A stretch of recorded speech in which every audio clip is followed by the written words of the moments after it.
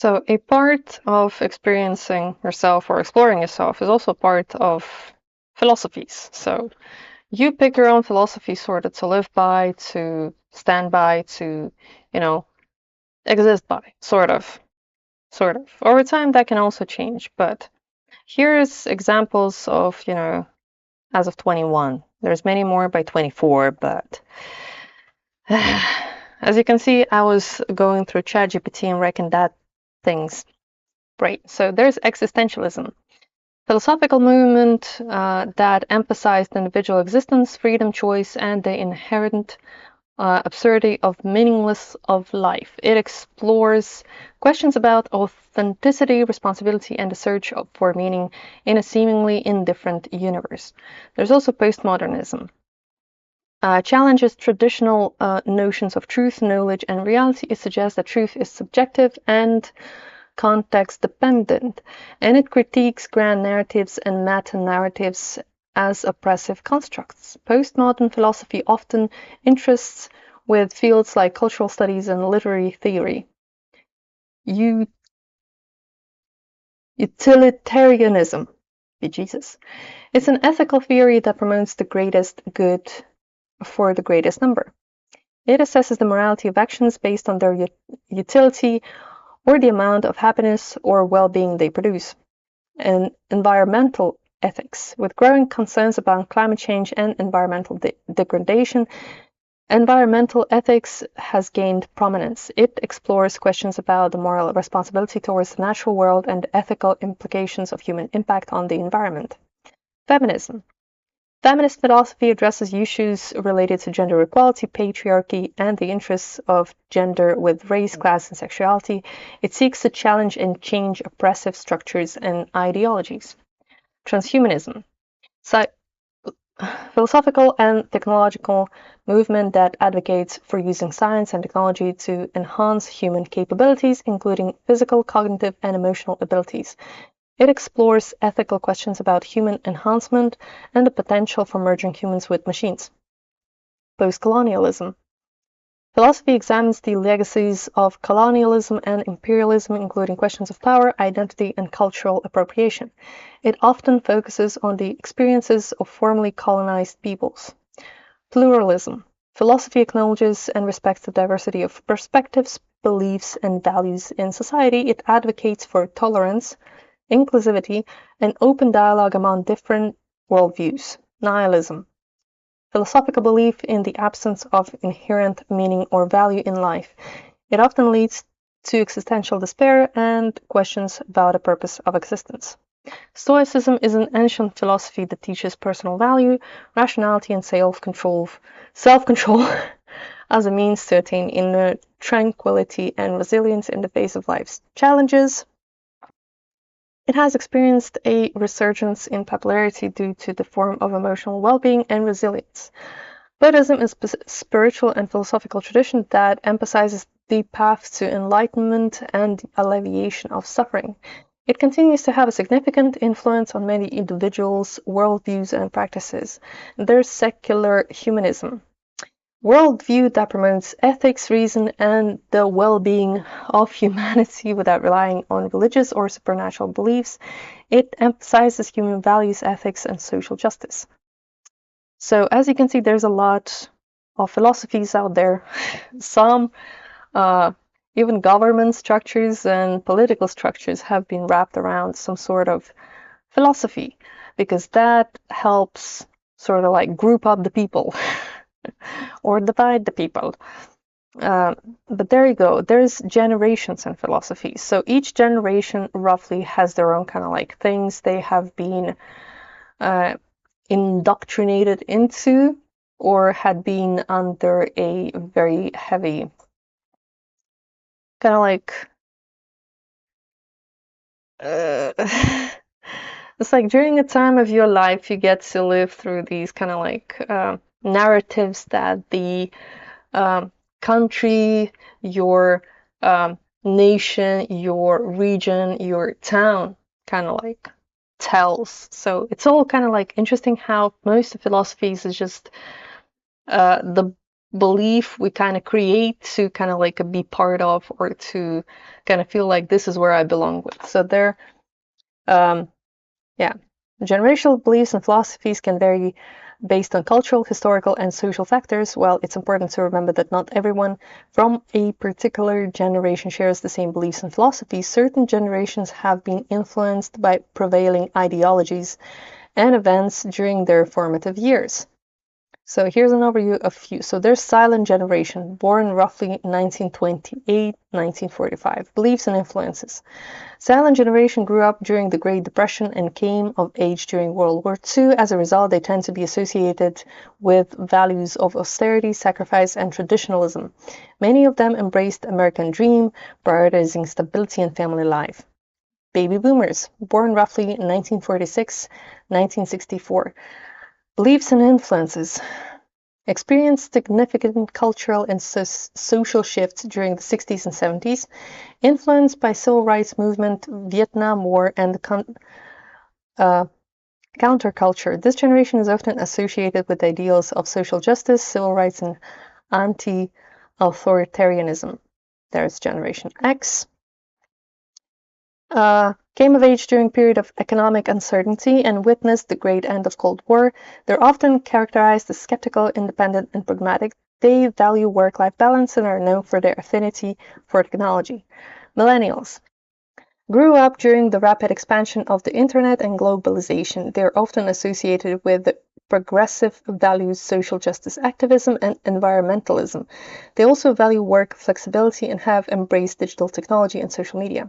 Gen Z, first generation to grow up entirely in the 21st century. They're characterized by their digital nativism, activism, and inclusivity. They are passionate about issues like climate change, gender equality, and racial justice. Generation Alpha, still young, and its beliefs and philosophies will continue to develop over time. Increasingly digital and interconnected world is what they get into. So every one of the generations kind of like step into the world where we're being shaped by the narrative we have around us. So family, friends, school, university, media, news, what happens around us in the world, and so on and so forth. So that kind of leads me to think about two things. First one is the book by George Orwell, 1984, and the other one is Brave New World by Aldous Huxley. So if you ever want to go into the crazy side of how some things work, that's like a really cool thing to check in general sense. But each generation has their own philosophies, and each generation had lived through their own ups and downs, which is why they tend to have their own kind of like philosophy, beliefs they are more prone to. And that also is what shapes the stuff around us as a philosophy. But the philosophies in general is not only societal. It's like community based also, because philosophy starts with a community. So even in ancient Greece, each one of the philosophers, they had their own idea and ideal they lived by, but it was because of the community they built around it that it managed to survive. So without a community, it does not work. And frankly, if we wish to, or if you're seeking to up-level yourself and to change entirely and to find yourself, start checking with your community, who you speak with, who's there around you, what influences do you have, what kind of information do you consume and do you try, to believe in. And that kind of shapes quite a bunch of your philosophies and your reality in general. But yeah, news is something you have to check also, because with years at first when the YouTube came about, it was unhinged. Let's put it this way. It was highly unhinged. There were things we were not sure we'd see, but it was there. And that too shaped the crazy that we got to see as me being part of millennial, age gap. But frankly, there's a lot going on, and if the previous generations got to be a bit more oblivious, or they try to deny the existence of certain philosophies and situations across the world, there's others who are actively partaking in trying to find solutions to the problems that are out there. And they're the ones on the spectrum. There's also the ones who do not want to find solutions. They want to just keep on with the problem. So no matter what you take, there's those who like to be in their bubble and stay within the problem because that's their comfort zone. And there's the other ones who find that comfort zone absolutely uncomfortable. And that is why they try to find solutions and change. It's kind of funny how everything has changed, to be honest. But here we go. Note from author. You can go deep into deep and wide spaces of the endless research wilderness to grab the hold of information that might agree with whatever is out there or disagree with whatever is out there. That is the nature of the information as we know it. Be sure to check all possible information resources. Be sure to fact check what you want to believe in. Be sure to pick your own beliefs and practices that help you. There's a whole world of magic and science that is more than one can see. There are practices backed by science, as well as those that are absolutely pseudoscience and those that are absolute fiction, and that's there because you give it power. Do not waste time on things that drain off your energy, that make you exhausted way too fast and literally do not serve you, do not make you happy. Marie Kondo that thing. So not help you grow, do not support you, etc. Pick that which is better for you, not destructive for you. Mental health, like hormonal health, like body health, all are there for you to maintain in balance. Otherwise, you crumble down to toxic coping mechanisms, to bad friendships, not healthy ways of being, and survival mode in a harsh thing for anyone to go through. That's why most millennials need therapy, and those before us need therapy. Rather, we are in therapy, and we're bloody exhausted perpetually by all which comes and goes. Escapism, disassociation, and other bad ways to deal with the world sort of get you in a dark space or fictional reality. And we get to be the Lulu for a bit of Salulu, but not when it's at 100% of all time. No, babe. We gotta make that coin and serve some out there as we love selves and happy and enjoying the sun, nature, and good food and fantastic friends. Even if them lot is a huge community online. On this note, let me give this one chapter of honorable mentions that relates to our very much modern culture. Being a stan, a fan, shipper, geek, otaku, even all that AO3 creator with fanfics that we're endeavoring for funsies. So, because for our growth, we do need communities. There's the online community. So let's check one of the biggest things one can find. So K-pop stans. So there's a lot you can go about it. So K-pop stans, short for stalker fans or simply fans, are dedicated and passionate fans of K-pop music, K-pop artists. K-pop is a genre of music that originated in South Korea and has gained international popularity for its catchy tunes, impressive choreography, and visually appealing music videos. So, if you are, hi, how are you doing? But genuinely, K-pop stans, K-pop fans are very much cool, as there's a diversity. There's clubs, there's a part of, so if you like a certain K-pop band, you become a part of a certain fandom. So with BTS, it's ARMY, so Bangtan is one of the largest and most dedicated fan bases in the world, known as ARMY.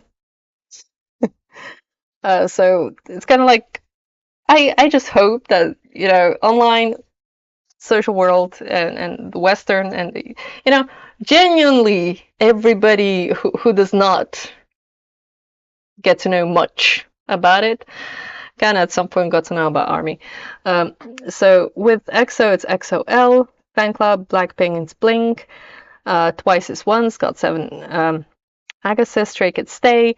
So it's kind of funny that now Blink's Army and Stay are like one of the biggest fandoms out there. And God forbid you infringe the fury of the K-pop fandoms, I don't know, screw about and find out. This is not what you want to do with those people, So 18E and Carrots, like also like,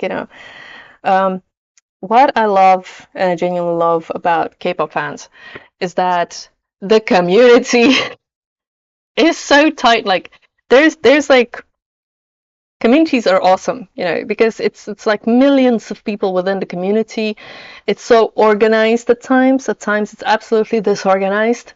There's also like inside kind of like what we call a beef inside the community, which is absolutely massive at times, or absolutely delusional, absolutely crazy. But there's things we do agree on, and that is what I love the community about, is that you can have your own opinion, but at the same time, there's like things we massively agree on, and that is what like we hold. And genuinely, the whole process of being a fan of a certain, band, music band, performer, and supporting the heck out of them. I mean, it's kind of like you get sort of like the unity feeling. You're not being the only one who likes that person or, those people. And you get support for just like, getting involved in that.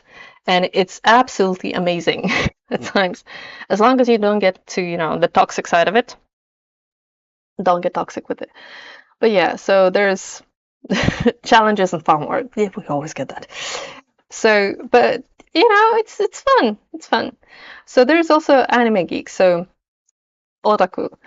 Uh,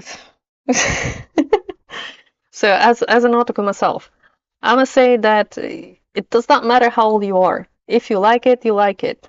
I genuinely still love the anime community for how there's always something new going on, how with years you progress and you start to watch like very much different kinds of anime and you start to read different kinds of manga, and how you kind of like feel as a fan when you get the adaptation of your like novel, book, whatever, into anime or live action movie, and then you can, whinge about it. Sort of, if it's like really badly adapted, or if it's really well adapted, then you can be hyping it up and be like, oh my god, have you seen this? And the rest of the community is like, hell yeah, this is amazing. So it's kind of like you feeling this boost of energy from like-minded people is always fantastic for yourself to feel more happy, I guess. And that is why we're there. So because there's like the interest, there's the cosplay. When it comes to cosplay, Jesus Christ, there's like the whole section of the makers of the armors and the makers of the, like the props, the costumes, the nitty-gritty little bits, the jewelry, and the amount of time, amount of patience, creativity, and boldness of pursuing to create something of the most absolutely mad things in your life. I love the cosplay community for it. Because if you take a look at some of the things cosplayers create, when, for example, your favorite character from series, movie, anime comes to life in front of your eyes, it's the most fantastic feeling ever. And it's kind of like with, for example, movies, you have actors, and sometimes with like Eastern or, like American movies, you can go on the premiere and maybe get lucky and get a picture with your favorite actor. With Comic Cons and like, all sort of, cons, you can go and take a picture with your favorite author or writer or, like voice actor, because those are real. And actors in general. And that is amazing. But there's also like this like very certain moment of magic that happens when you go into anime community cons, and there's absolutely a ton of cosplayers of the same character. And all of a sudden, you're like, oh, Jesus, we're flooded. But every single con is like, it's between the toxic and the positive, because some cosplayers are amazing people, but some others are toxic. Because, like, I mean, in most communities, you get the toxic people anyway, at times. You know, they're there. They're for the balance, I guess. But the positive ones are always the best thing to look forward to. So I guess that's that. There's also the online communities, the shippers, the fan fiction creators. God loves them. Um, so that too is culture and tourism exchange. So Japan kind of brought it up, but genuinely, if any European, American, doesn't matter, like Argentinian, Brazil, like African, there's, you know, any country taken shall definitely have its own anime con at some point somewhere. Um, there's a little bit of difference to how big or small it can be, but it's always fun. Admission, though, is still a pain in the rear, because every time you have to pay admission to get in, because it's tickets and all that, because it has to sustain itself. But genuinely, it's fun. With all of that, there's also like the fantasy communities, and they create like fantasy balls. Like they literally rent out like a full-blown castles, mansions, and they throw like a 2-3 day party for, like, you know, dressed up people to go there and have fun and dance, and you wearing your fantasy royal gown. God, that's like amazing. There's also LARPers. The LARP is like thing where a live action roleplay, where it's like you're divided into like groups of people, and you're like taking part in these like live action, you know, thingy somewhere like in parks or like in designated areas where there's like preparations, there's like tents and everything, and you get immersed in these like fantasy world for a bit of time, and it's absolutely amazing. Because if you, for most part, have been living in your books, in your movies, and like fantasy stuff, you will love it. Highly suggested. So there's also the K drama and C drama and T and everybody else drama fandom. So that too is awesome, but depending on what you like more, brace yourself. So for K drama, it's Korean drama. C drama is Chinese drama. There's also Japanese, Taiwanese, Thai, and so many others. And each one can differ. They all have in common this kind of like romantic storyline about it, you know. It's kind of, it's like a TV drama. So they have all the romantic storyline to it, but because of the production company, it can be the rainbow gay flag, all shades of it, and or mystery, fantasy, anything else like thriller, and genuinely, that's some cool stuff to get into if you wanna. And like the communities about like around these dramas are so huge. Honestly, it's just millions of people. And the thing is that we love it. We genuinely love it. And you watching something and then having other people watch it, you know, and or you watching it simultaneously, and then you can discuss it online.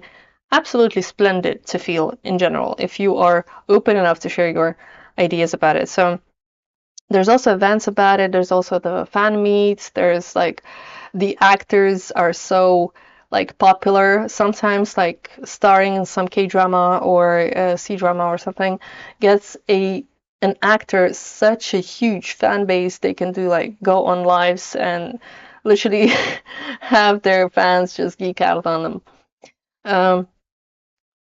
Yeah, so there's a lot going on.